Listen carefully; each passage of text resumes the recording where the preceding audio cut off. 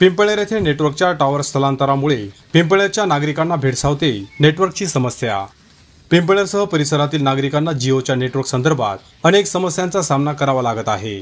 जिओचे टॉवर स्थलांतराचे काम संबंधित कंपनीकडून केले जात आहे, मात्र हे काम करत असल्यामुळे स्थानिक जिओ कार्ड धारकांना अनेक समस्यांना सामोरे जावे लागत आहे।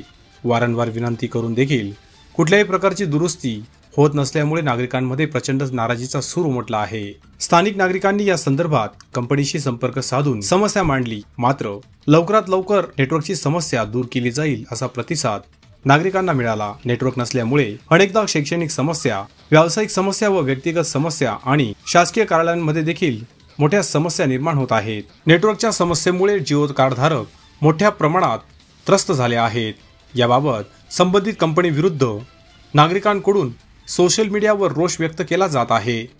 ही समस्या लवकरात लवकर दूर करावी अशी मागणी पिंपळनेरकरांकडून व्यक्त केली जात आहे। Bureau report, express news Marathi, Pimpalner. Pimpalner येथील गणपती मंदिराजवळ म्हणजे नाना चौक जवळ या ठिकाणी एक जिओचा टावर आहे। तर मिळालेल्या माहितीनुसार काहीतरी 1 ते 1.5 महिन्यापूर्वी त्या टावरचा करार संपलेला आहे अशी तिथून स्थानिक लोकांकडून काहीतरी माहिती समजली आणि नव्या टावरचं पण त्यांनी काहीतरी ते पुनरुज्जीवन करतायत।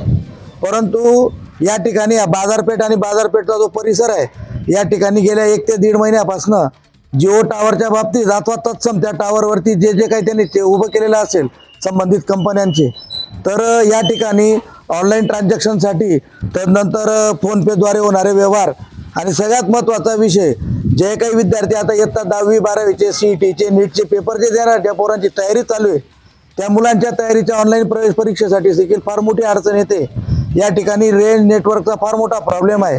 म्हणजे काही व्यापारी वर्गाचे तर पूर्णतः वार्षिक जिओचा रिचार्ज मारलेला आहे, 3350चा असो 3500चा असो, कोणी 1 महिन्याचा टाकतो, कोणी 3 महिन्याचा टाकतो।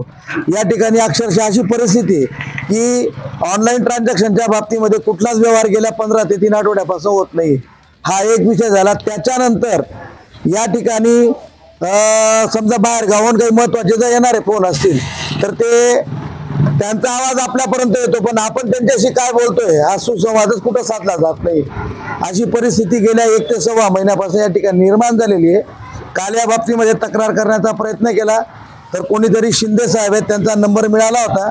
काही व्यापारी वर्गाने, काही स्थानिक नागरिकांनी त्यांच्याशी संपर्क साधण्याचा प्रयत्न केला तर 5 ते 6 दिवसामध्ये ते टावर आम्ही चालू करून देऊ असं त्यांनी सांगितलेलं आहे।